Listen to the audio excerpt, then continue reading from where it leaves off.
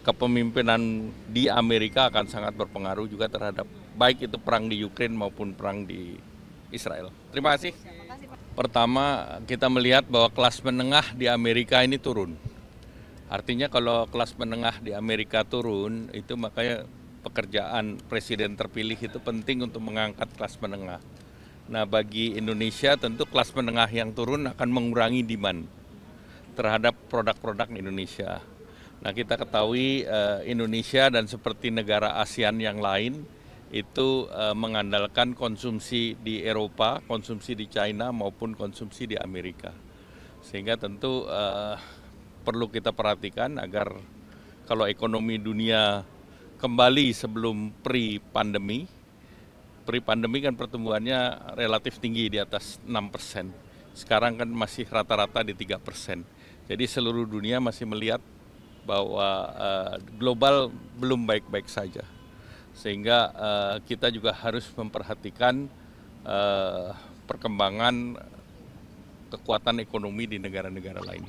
Ya. Artinya tapi ada kebijakan dari masing-masing kandidat yang diantisipasi nggak untuk perubahan kebijakan di dalam negeri juga? Ya, kalau kita melihat saja karena memang sekarang dengan kemarin Joe Biden itu kan juga mendorong agar manufacturing kembali ke Amerika. Kalau sebelumnya kan Amerika mendorong manufacturing itu di negara-negara Asia termasuk China. Tetapi sekarang mereka merasa bahwa dengan kekuatan teknologi di Asia yang utamanya Cina juga semakin tinggi, mereka tidak ingin ada ketergantungan terhadap Asia. Makanya mereka keluarkan yang namanya Inflation Reduction Act, termasuk di dalamnya untuk critical mineral. Nah, bagi Indonesia kita sudah mulai berbicara dengan Amerika untuk critical mineral. Karena kita adalah the largest producer daripada nikel dan EV ecosystem, termasuk anodenya. Jadi bukan hanya berbasis kepada bahan baku mineralnya, tetapi anodanya yang basisnya adalah carbon black. Ada impact ke harga? Kalau harga minyak tentu impactnya apa yang terjadi di Timur Tengah, di Middle East. Berapa jauh tit entet antara Iran dan Israel. Tetapi tentu kepemimpinan di Amerika akan sangat berpengaruh juga terhadap baik itu perang di Ukraina maupun perang di Israel. Terima kasih. Ya.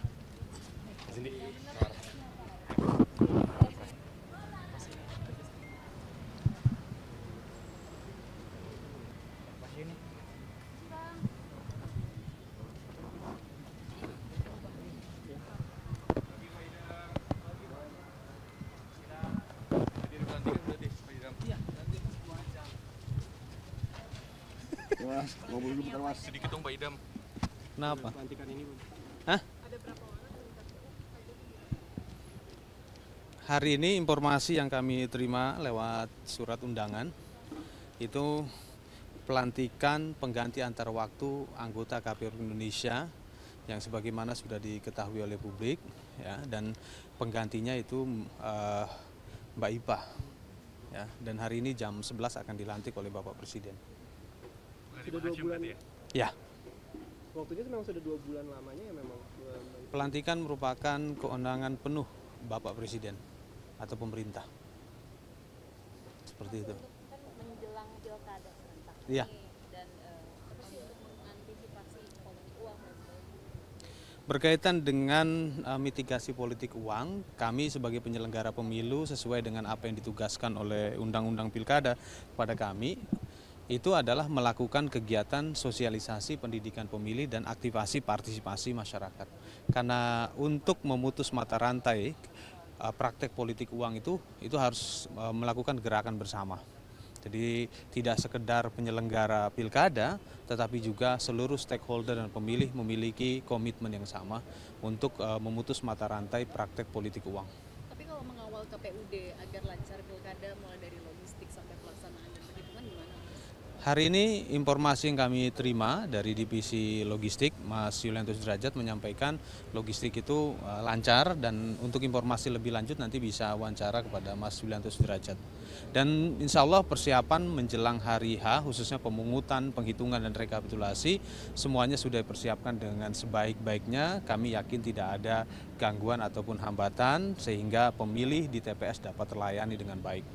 Untuk DKI dan mungkin wilayah lain yang kemudian Berkaitan dengan penyelenggaraan pilkada di DKI, itu tidak hanya undang-undang pilkada, tapi juga menggunakan Undang-Undang Nomor 2 Tahun 2024, khususnya pasal 10, apabila memang tidak ada salah satu pasangan calon yang memperoleh suara lebih dari 50%, maka pasangan calon yang memperoleh perolehan suara ranking pertama dan ranking kedua, atau terbanyak pertama dan terbanyak kedua, itu mengikuti putaran kedua. Berkaitan dengan probabilitas adanya putaran kedua, kami tentunya KPU RI ini tidak punya kapasitas untuk mengomentari hal tersebut.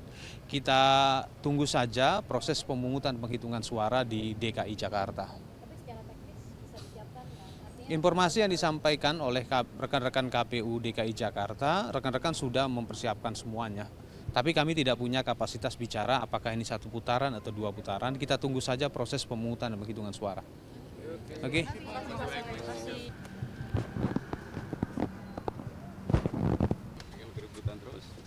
Judulnya udah bagus sih Pak. Apa? Udah. Manfaat ke istana. Ya. Duh, kan bukan saya statusnya diundang. Oh, ya mensesnya udah ganti loh ya. Ya tadi pagi saya barusan ke BNPB untuk memonitor perkembangan terakhir mengenai erupsi Gunung Berapi di Flores Timur di NTT. Ini Pak Kepala BNPB sudah ke lapangan, Pak Wamensos juga ke lapangan untuk ngecek perkembangan terakhir apa yang perlu dilakukan. Sambil jalan juga untuk terus mempersiapkan kemungkinan pasca bencana. Tapi sekarang masih fokus ke penanganan darurat. Ada arahan dari Presiden? Oh sudah jalan. Kementerian Kesehatan juga kan ini erupsi ya, pasti ada masalah kesehatannya sangat runik. Seperti luka bakar, iritasi di mata, kesulitan pernafasan. Jadi bukan hanya penanganan langsung, tapi juga pengiriman masker dan lain-lain sudah dilakukan. Jadi semua kementerian sudah turun. Tidak ada kendala ya Pak? Insya Allah enggak lah. Ada arahan dari Pak Presiden nggak sih Pak? Dan kemudian ada apakah Pak